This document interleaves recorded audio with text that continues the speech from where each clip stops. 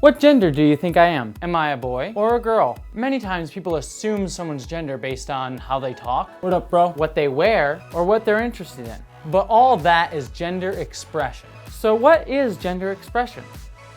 To refresh, your biological sex, if you're male, female, or intersex, is determined by chromosomes. Gender identity, however, is how you identify as a boy or a girl within the social construct of gender. How you communicate your gender is known as gender expression. We give gender connotations to absolutely everything, from clothing to jobs to interests. When a person's expression of themselves matches what society says they should be expressing through their gender, they're considered gender conforming. A stereotypical example of this is when a girl wears a dress or a guy plays basketball. I like basketball. Yes, you do.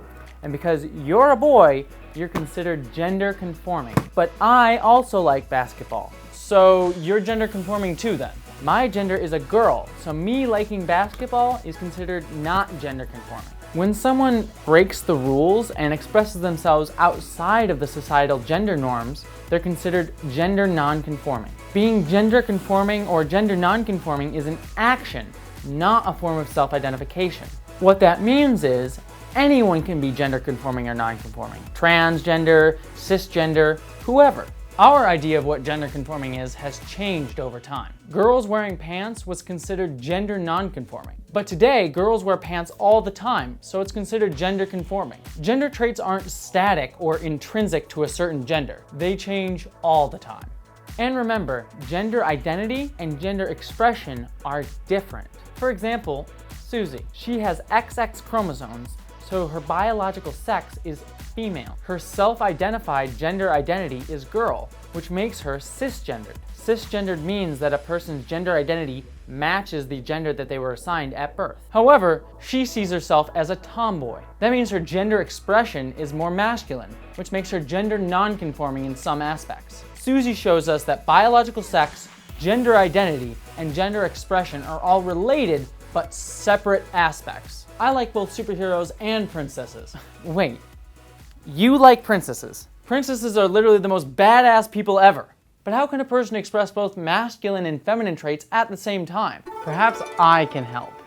Instead of just boy or girl, gender is actually a spectrum between masculine and feminine. Some people may identify as completely masculine or completely feminine, but many people identify as varying levels of both and identify somewhere on the spectrum. So someone may want to express themselves as mostly feminine, but still have some masculine traits as well. Someone who doesn't completely identify as boy or girl, but somewhere on the spectrum is considered non-binary.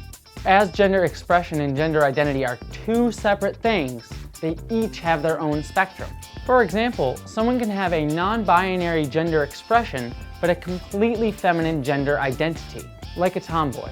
Someone can also have a non-binary gender identity, but a completely masculine gender expression. Gender can be fun.